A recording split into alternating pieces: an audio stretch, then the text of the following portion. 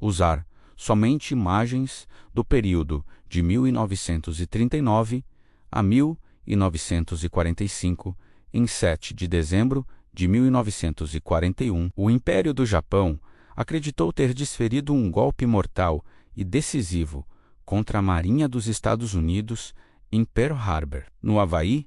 O plano, elaborado por meses, parecia simples em sua audácia: neutralizar a frota do Pacífico com um ataque surpresa, eliminando a principal ameaça à sua expansão imperial. Com a Marinha americana fora de combate, o Japão teria o caminho livre para dominar o Sudeste Asiático e as ilhas do Pacífico sem qualquer interferência significativa. No entanto, os estrategistas em Tóquio, liderados pelo almirante Isoroku Yamamoto, cometeram um erro de cálculo histórico de proporções gigantescas. Eles subestimaram profundamente a resiliência e a determinação do povo americano. Ao invés de destruir a vontade de lutar dos Estados Unidos, o ataque a Pearl Harbor despertou um gigante adormecido, acendendo um fervor patriótico que unificou uma nação e desencadeou um poder industrial e uma capacidade produtiva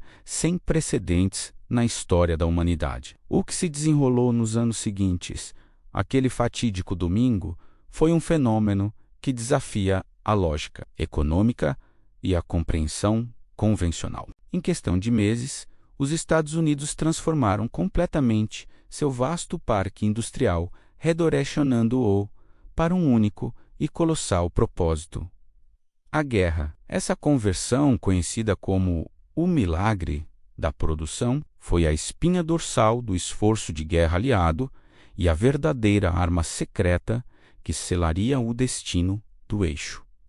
As linhas de montagem que antes produziam automóveis para as famílias americanas foram reequipadas com uma velocidade impressionante. Fábricas como a Ford, a General Motors e a Chrysler passaram a construir tanques Sherman, bombardeiros B-24 Liberator e caças B-51 Mustang em uma escala que o mundo jamais havia visto. A indústria civil foi totalmente mobilizada para servir a máquina de guerra. Nos estaleiros, a inovação atingiu um nível quase milagroso. Antes da guerra, a construção de um grande navio cargueiro era um processo que levava meses, às vezes até um ano. Contudo, sob a genialidade e os métodos revolucionários de industriais como R. Kaiser, esse cronograma foi drasticamente reduzido, utilizando técnicas de PR, fabricaco e soldagem em massa. Os estaleiros americanos começaram a produzir os famosos Liberty Ships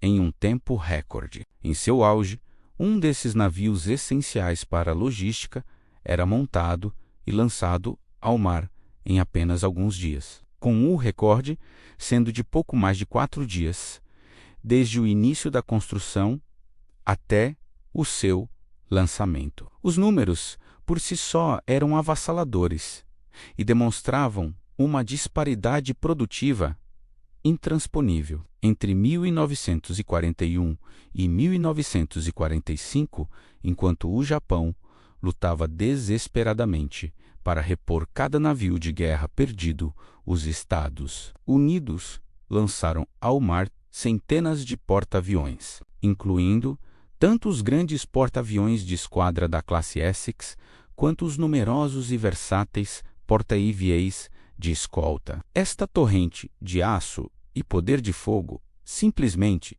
sobrepujou a capacidade japonesa de manter sua frota. A guerra no vasto teatro de operações do Pacífico provou de forma conclusiva uma nova doutrina naval. A era dos grandes e imponentes encouraçados, os battleships, que haviam dominado os mares por séculos, havia chegado ao fim. O novo e indiscutível rei dos oceanos era o porta-aviões. A capacidade de projetar poder aéreo a centenas de quilômetros de distância tornou-se o fator decisivo em batalhas como Midway e o Mar de Coral. A estratégia americana de saltar entre ilhas, island hopping, que consistia em contornar fortalezas japonesas fortemente defendidas para capturar ilhas estrategicamente importantes, mas menos guarnecidas.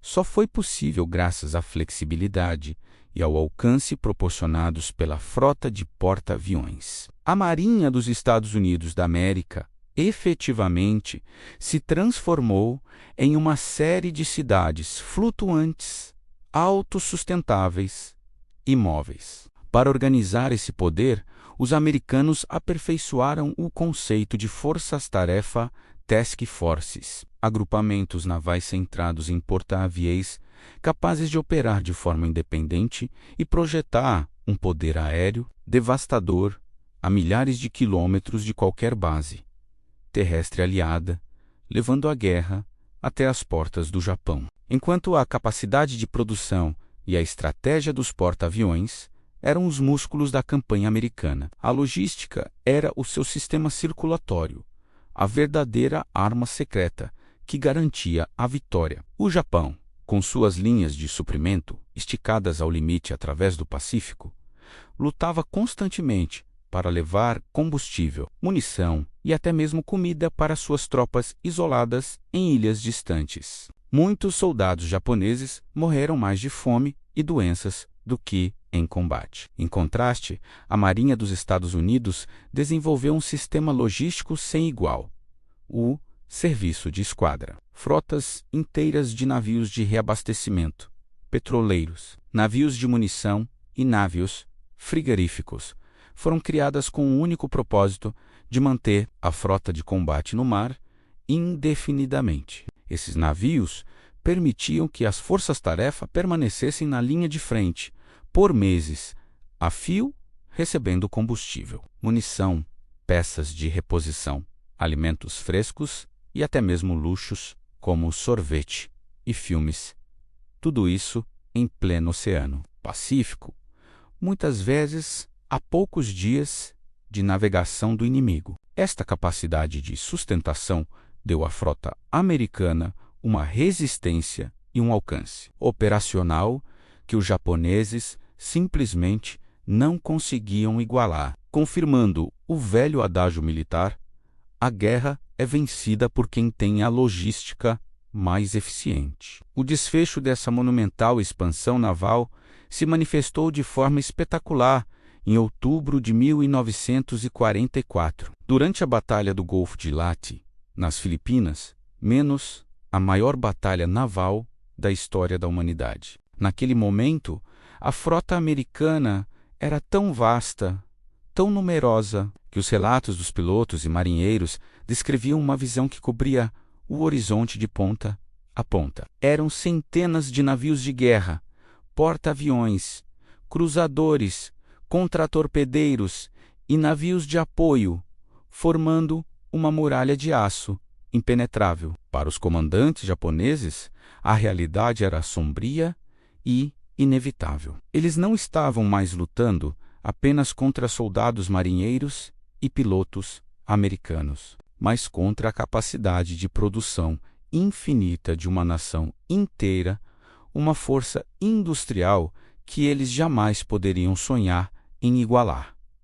Cada navio que o Japão perdia era uma ferida mortal. Cada navio que os Estados Unidos da América perdiam era rapidamente substituído por vários outros. A esmagadora expansão da frota americana no Pacífico entre 1941 e 1945 não foi apenas uma vitória militar de proporções épicas. Foi a demonstração definitiva e incontestável do poderio econômico e industrial dos Estados Unidos. Esse feito monumental não apenas garantiu a vitória na Segunda Guerra Mundial, mas também estabeleceu os Estados Unidos como uma superpotência global dominante. Uma nação cujo poder naval controlaria os mares e projetaria a influência em todo o globo pelos próximos 80 anos. Se inscreva em nosso canal para mais vídeos como este, explorando os momentos decisivos da história.